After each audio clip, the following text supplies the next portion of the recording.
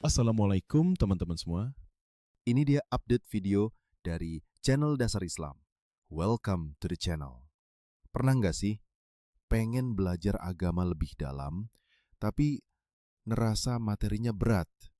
Tenang, kalian berada di tempat yang tepat.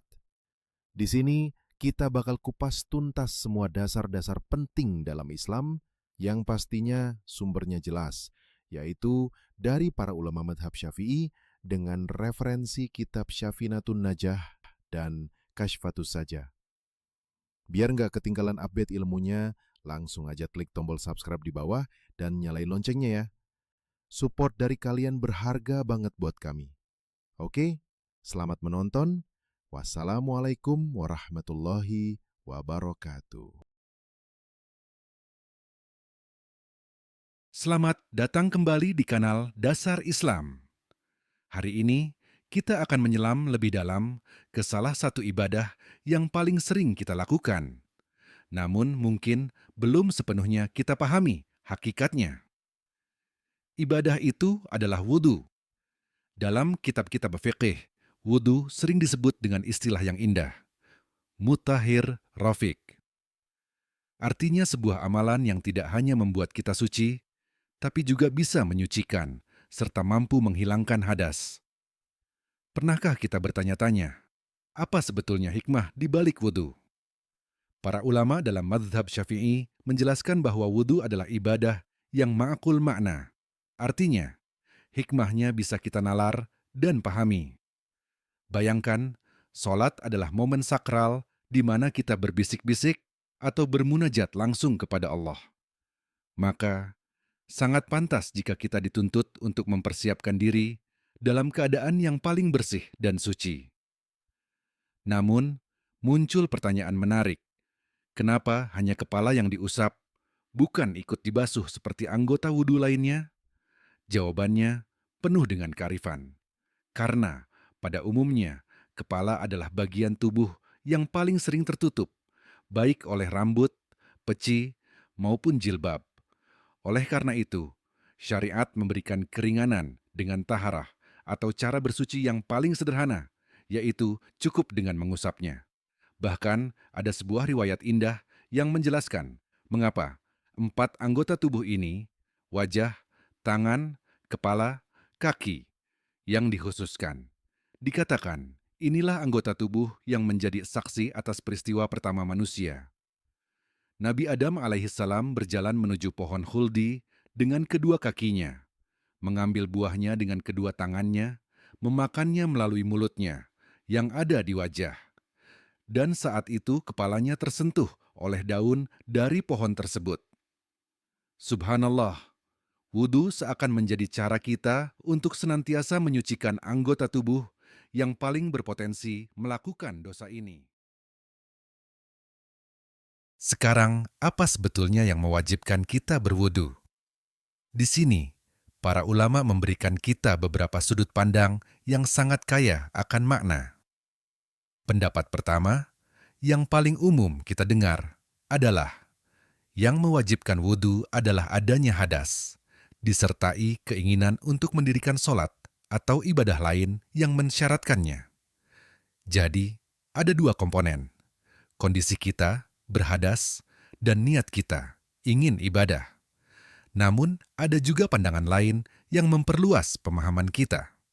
Ada yang mengatakan yang mewajibkan wudhu hanyalah hadas itu sendiri. Maksudnya bagaimana?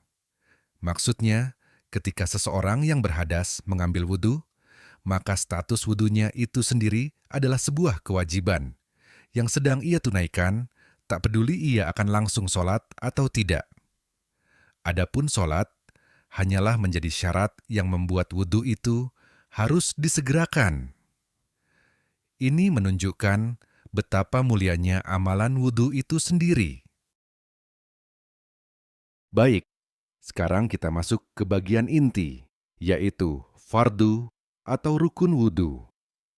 Ada 6 hal yang jika salah satunya tertinggal, maka wudhu kita tidak sah. Fardu pertama, niat kunci pembuka. Ibadah niat adalah pondasi. Seperti sabda Rasulullah, sahnya amal hanya tergantung pada niatnya. Niat inilah yang membedakan antara sekadar cuci muka biasa dengan wudhu yang bernilai ibadah. Kapan kita berniat? Tepat saat air pertama kali menyentuh kulit wajah kita.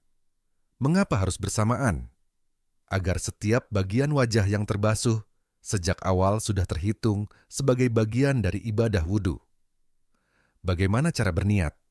Ada beberapa pilihan. Bisa berniat menghilangkan hadas, atau berniat agar diperbolehkan sholat, atau yang paling sederhana, cukup berniat melakukan fardu wudhu, atau melakukan wudhu di dalam hati. Fardu kedua, membasuh seluruh wajah, cermin seorang muslim.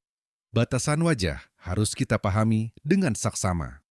Dari atas, ia dimulai dari tempat rambut biasa tumbuh di dahi, dari bawah hingga ke ujung dagu, dan dari samping area di antara kedua telinga kita. Semua yang tumbuh di area ini, seperti alis, bulu mata, kumis, bahkan godek, wajib dibasuh luar dan dalamnya beserta kulit di bawahnya. Khusus untuk jenggot, ada perinciannya. Jika jenggotnya tipis, sehingga kulit di bawahnya masih terlihat, maka wajib dibasuh hingga ke kulit. Namun, jika jenggotnya tebal dan lebat, maka cukup membasuh bagian luarnya saja sebagai bentuk keringanan. Fardu. Ketiga, membasuh kedua tangan sampai siku-siku.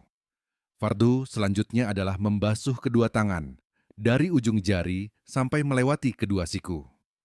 Apabila, na'udzubillah, sebagian tangan seseorang terpotong di bawah siku, maka ia wajib membasuh bagian yang tersisa. Jika terpotong tepat di siku, maka ujung tulang lengan atasnya yang dibasuh. Fardu keempat, mengusap sebagian kepala, mahkota yang dimuliakan. Seperti yang kita bahas di awal, kepala cukup diusap.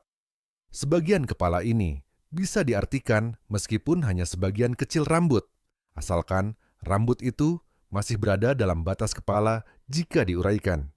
Bahkan, jika kita hanya meneteskan air di kepala tanpa mengalirkannya, atau meletakkan tangan yang basah di atas kepala tanpa menggerakkannya, itu sudah dianggap cukup dan sah.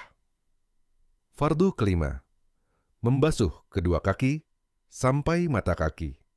Sama seperti tangan, kita basuh kedua kaki dari ujung jari sampai melewati kedua mata kaki. Mata kaki adalah dua tulang menonjol yang ada di antara betis dan telapak kaki. Semua yang tumbuh di atasnya, seperti bulu, juga wajib ikut terbasuh. Fardu keenam, tertib, harmoni dalam ibadah. Dan yang terakhir adalah tertib. Artinya, keenam fardu ini wajib dilakukan secara berurutan seperti yang telah disebutkan. Tidak boleh diacak. Inilah harmoni dan disiplin dalam ibadah wudhu. Dari 6 rukun ini, 4 diantaranya berasal langsung dari Al-Quran, niat berasal dari hadis, dan tertib berasal dari gabungan keduanya. Perhiasan wudhu atau sunnah penyempurna. Setelah menyempurnakan yang wajib, Islam mengajarkan kita untuk menghiasinya dengan yang sunnah untuk meraih pahala ekstra. Sunnah wudhu sangatlah banyak. Di antaranya, yang paling utama adalah membaca basmalah, bersiwak sebelum wudhu, membasuh kedua telapak tangan sebelum memulai, berkumur dan menghirup air ke hidung, mengusap seluruh bagian kepala dan kedua telinga, mendahulukan anggota tubuh yang kanan, melakukan setiap basuhan sebanyak 3 kali, dan menutupnya dengan doa setelah wudhu. Inilah wudhu. Sebuah ibadah agung yang tersusun dari detail-detail penuh makna. Ia bukan hanya ritual pembersihan fisik, tapi juga proses penyucian jiwa, persiapan kita sebelum menghadap Rabb semesta alam. Semoga dengan memahami setiap detailnya, wudhu kita tidak lagi menjadi sekadar kebiasaan, melainkan sebuah ibadah yang kita nikmati dan kita banggakan. Jika video ini menambah wawasan Anda, dukung kami dengan menekan tombol subscribe kanal Dasar Islam. Terima kasih telah menyimak hingga akhir. Wassalamualaikum warahmatullahi wabarakatuh.